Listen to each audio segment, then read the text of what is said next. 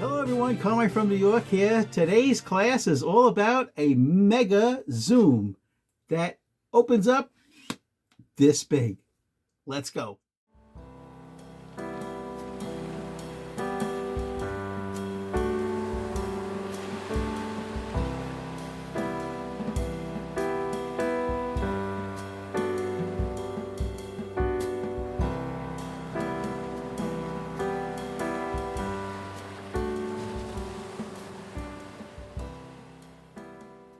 Hello everyone, Carmine from New York here. This is photo class 608 coming to you live from New York City. Subscribe, comment below, and thumbs up. I have to tell you about my newest purchase. This is not a sponsored video. All right. So on Amazon, you can find this lens by a seller called LightDow for $52. Now, it comes in many different mounts. This one is the EF mount mounted on my full-frame Canon EOS 5D Mark II camera. All right. The camera is not part of the review today. What we're going to be focused on is, can a lens, which is all metal, has four multi-coated elements, but no aperture blades. That's correct. The aperture is actually controlled by how far you want to zoom out the lens. For example, at 420 millimeters, you get an 8.3 aperture simply by the fact of light loss. Then if you go out a little more to 500 millimeters, the aperture is rated at f10, 600 millimeters, it's rated at f12, 700 millimeters, f14, and then all the way out, 800 millimeters is f16. Now, the numbers are inscribed on the lens barrel itself, okay? I'm very impressed with the build quality of this lens. We'll get to the optics in a second. So it's a push-pull, which means you unlock the locking ring and you push-pull it to how much zoom magnification you want. This ring up front is the focusing ring. It's actually very well dampered, which means it's not loosey, very loose or too tight. It does have a sort of a built-in lens shade. I would like it if it was a little deeper, but that's okay. As far as the filters, it takes a 62 millimeter filter. Okay, let's close it down. Also, it has a tripod mount on a tripod collar, which is adjustable for, this would be landscape mode. Then if you turn it like this, it's good for portrait orientation. Okay. Unfortunately,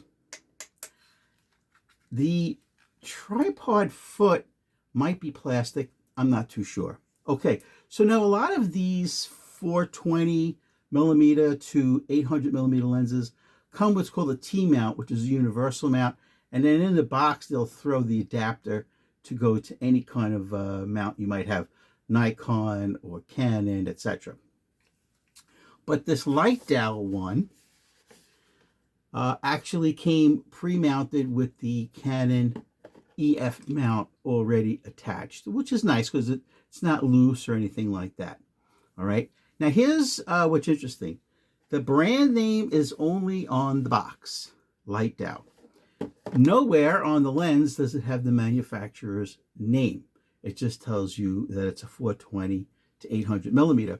And the reason for that is this manufacturer, whoever manufactures it, will sell it to anybody and put it in their box so they can call it whatever they want. The lens will work on full frame cameras or APS-C crop sensor cameras. Getting back to the camera for a second, I will put a link in the description to my review of this camera, the Canon 5D Mark II. A few other photography review channels out there mention that this lens produces purple fringing. Now, If you are not too tech savvy on post-production photo editing, to remove that purple fringe, very simple trick from this 50-year-plus photographer. Make the photograph black and white, and that purple fringe will not be seen. Okay, let's jump right into the review photographs. What I did was I took this lens out and a 50mm Canon Prime. I took 3 photographs. You're going to see the photographs with a 50mm to show you where we are, just a general overview of where we are. Then I took another shot at its lowest setting, 420mm, and then I took the same photograph at 800mm. I had them all on a tripod. The ISO was 1600. Even though it was a brilliant day, I used ISO 1600 to get a nice fast shutter speed so there wouldn't be any shake.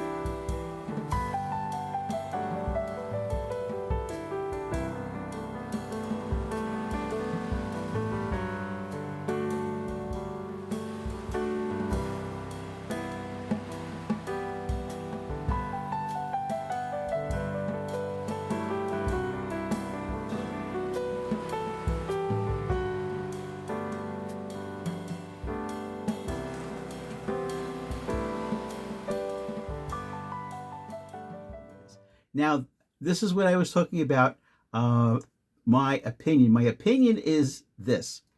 For $52 brand new, do not buy this lens used, please. For $52, buy it new on Amazon. Not a sponsor. That's number one, don't buy it used. Number two, should you buy it? You should buy it if you want to dip your toe into telephoto lens work, just to see what it's like, to see that you probably can't handhold it because it just shakes wildly. You'd have to use very high ISO to handhold it, very high shutter speed to hold it. At a minimum, you have to use this on a monopod, but a tripod would be best, okay? What do I recommend? I recommend that if you're going to take once-in-a-lifetime photographs, like if you're going to the Olympics, if you're going to the Super Bowl, or if you're going to the World Series, or if you're going to photograph a child's soccer game, I would recommend if you're using a Canon camera, get a Canon branded telephoto lens. If you're using a Nikon, get a Nikon or NIKON branded telephoto lens. What is this for? This is for casual telephoto photography, just to say, wow, I can't believe how close I got to something. All right, so that's my opinion. My opinion is use it for fun, but for those once-in-a-lifetime photographs, get a branded lens that matches your camera. Okay, guys, subscribe, thumbs up.